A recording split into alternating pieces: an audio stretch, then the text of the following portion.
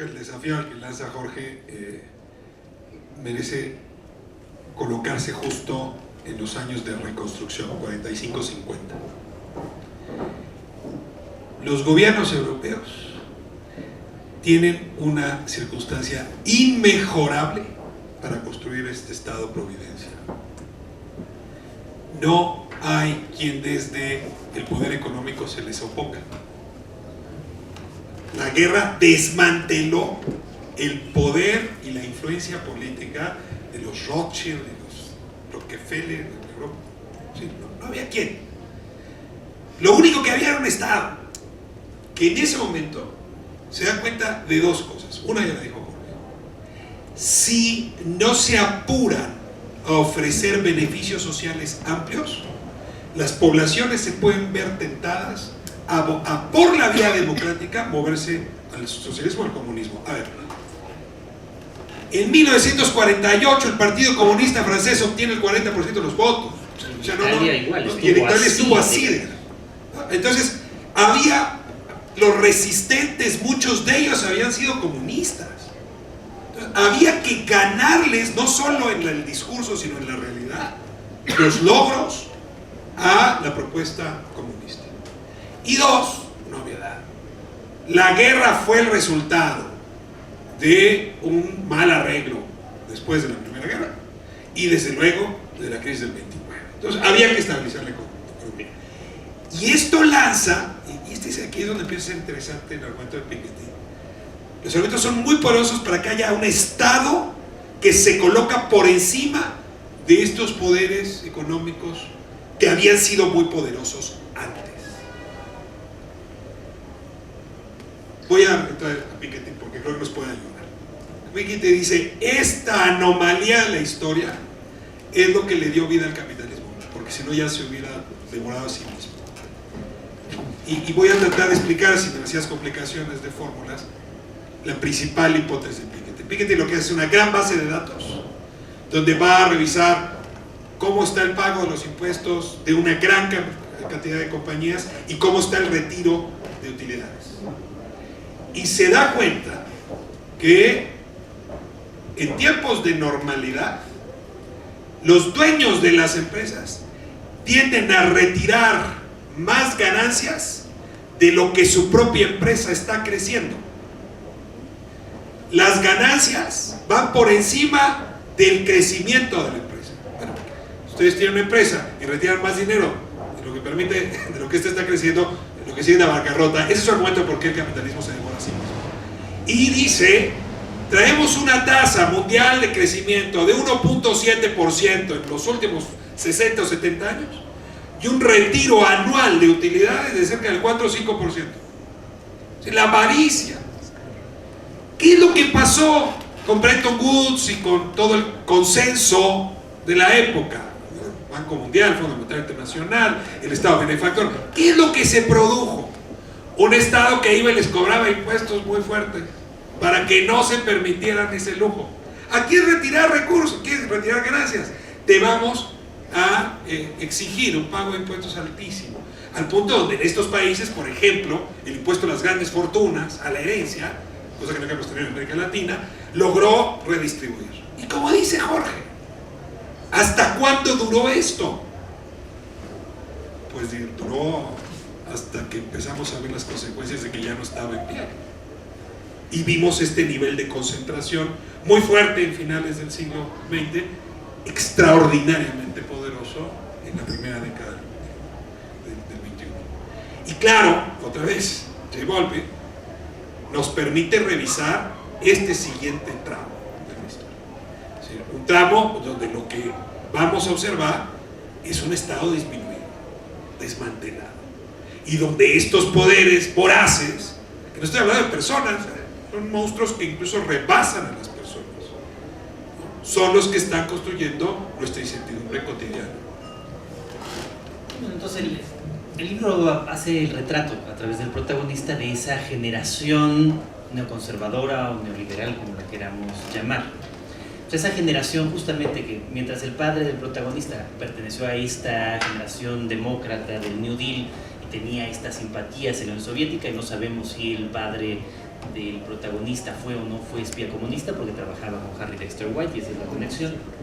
Él, en cambio, desde niño tiene esta otra formación, esta otra educación sentimental, que es la educación sentimental de la derecha norteamericana, particularmente de esa mezcla muy extraña que hay en el Partido Republicano, que es, por un lado, los libertarios, que serían, digamos, los liberales radicales, que consideran que el Estado, como decía Friedman, es la fuente de todos los males y no la solución a ninguno.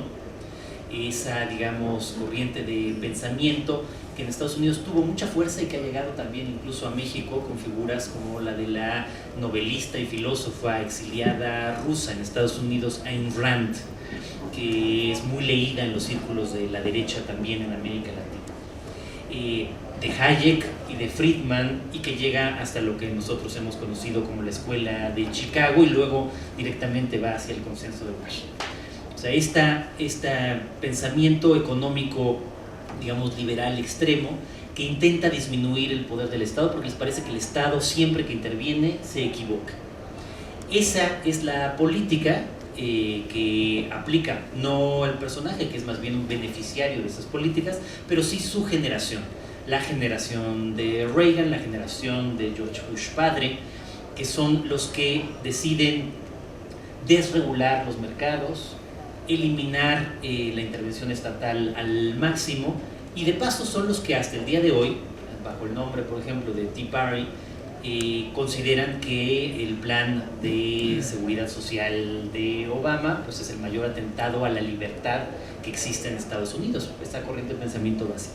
Ahora, si eso en Estados Unidos se une a que en el Partido Republicano está, por un lado, esta parte que puede gustarnos o no, pero es relativamente racional, se suma a la derecha religiosa, que es poderosísima, pues eso es lo que es realmente el Partido Republicano de Reagan y de Bush padre, y que luego llegará también a Bush hijo, pero cuya influencia es tan poderosa que también va a influir notablemente en esos demócratas que, o esos, digamos, liberales, como los llaman en Estados Unidos, a esa especie de izquierda, que se va hacia el centro. Esa que en Gran Bretaña se llama tercera vía, o la política directamente demócrata de un presidente como Clinton. Es decir, que no deja de ser en muchas políticas liberales, es decir, de izquierda, pero que en muchas otras, sobre todo económicas, sucumbe a los intereses de esos grandes capitales de los que creo que estás hablando.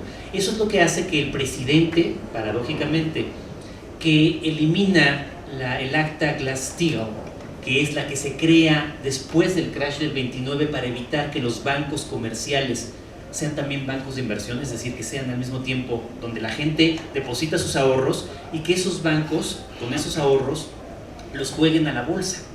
Eso lo prohíbe la política de Roosevelt después del crash del 29, porque se dan cuenta que se fue una enorme inestabilidad económica.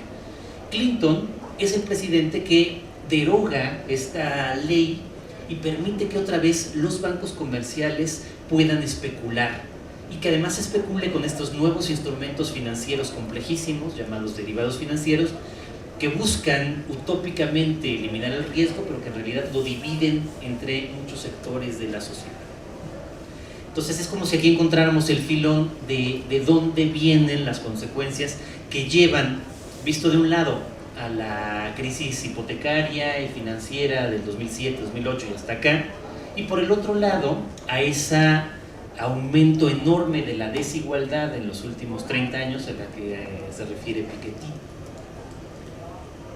Trajiste a Hayek a la mesa y déjame hablar con otros de los argumentos que pusiste también a partir de ese personaje, que quizá el teórico más potente del darwinismo social.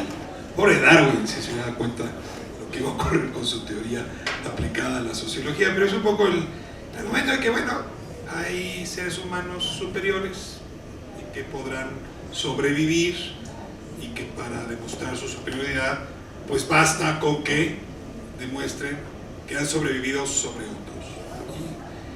Y en esta lógica, insisto, de darwinismo social, se entiende muy bien el argumento de esta derecha neoconservadora. Es decir, que el Estado no intervenga en ese proceso de selección natural entre los seres humanos. que el Estado no ponga condiciones para que la gente se permita flojera o falta de energía, o falta de hambre o de gana de trabajar. Porque si hay ayuda del Estado, entonces la gente no trabaja. No importa que la ayuda sea de $2, pero basta con que reciba $2 para que la gente no trabaje. Porque si se le da gratis la seguridad social, entonces el resultado va a ser una sociedad poco próspera. ¿Sí? Ahora, esto que sonaría extraño, difícil de aceptar, acaba siendo muy cómodo para los que están en el último piso de la pirámide, ¿no? Nada más feliz que estar sentado en el penthouse de la sociedad y desde ahí legitimar la posición propia a partir del darwinismo social. Si tú estás allá abajo, es un proceso de selección que, si me permites, déjame decirte, a lo mejor hasta Dios lo decidió, ¿no? Los argumentos de los textos de Rand van mucho en esta lógica. O la mano invisible del mercado, que no es otra más que otra vez la mano divina, que va a decidir quién puede y quién no en este proceso de selección. Lo cierto es que la humanidad tiene suficiente data, experiencia, en fin, historia, como para saber qué pasa cuando la mano invisible del mercado o el darwinismo social de Hayek operan sin contención. No solamente vemos estos niveles de concentración, ¿no?, que de suyo ya son amorales o inmorales. No, el tema de fondo es el incremento del umbral, de personas que viven bajo el umbral de extrema pobreza, que es lo que estamos viendo. La enorme dificultad de una persona para que, no ella, su hijo o su nieto puedan eventualmente moverse en el ascensor social. La imposibilidad para que la educación se convierta, como lo fue en otros tiempos, en el principal mecanismo de ascenso. A ver, es una hipótesis que, más beberiano que otra cosa lo voy a decir, pone un cierre social para que solo unos cuantos gocen de los beneficios del producto del esfuerzo común, de los beneficios de la polis, y justifique que el resto pues no puede ni siquiera aspirar a esos beneficios. Y sí estamos en una época donde ese cinismo se legitima, ojo, y no solo eso, gana votos, triunfa al punto de desbaratar al Partido Republicano. El individuo que hoy le gana el liderazgo, el asiento al líder del Partido Republicano en la Casa de Representantes, es un liderazgo de este corte que, dice Jorge, parecían separados, un lado el religioso, del otro lado estos libertarios, pero que en realidad se tocan por esa fe en una suerte de fuerza extrahumana que resuelve las cosas a favor de los que ganan la batalla. Yo creo que el siglo XX nos enseñó justo el fracaso de estas dos grandes utopías. Desde luego el fracaso brutal de la utopía soviética, de la utopía del socialismo real, o como le queramos llamar. La idea de que la centralización de todo en el Estado iba a provocar sociedades equitativas, sociedades justas, pero la consecuencia fue sociedades sin libertad, ¿no? Más o menos en un análisis muy primario. Por el otro lado, mientras tanto, cuando esto se derrumba, tenemos del otro lado otra utopía igualmente irracional, igualmente religiosa, la utopía de los mercados regulados, la utopía de que si el Estado no interviene en nada, la riqueza le va a llegar eventualmente a todo el mundo. Y creo que lo más interesante del 2008 de esta crisis es que nos demuestra que eso también es absolutamente falso, que fue una utopía equivalente. En este caso, sociedades sí mucho más libres en cuestión, sobre todo, de libertad individual, de promoción de derechos, pero sociedades, como muestra Piketty, cada vez más injustas. Ahora, lo terrible, creo que lo más terrible de todo, es que aunque ya sabemos estas dos cosas, el mundo no está cambiando en realidad hacia una idea distinta. No sé cómo lo ves tú.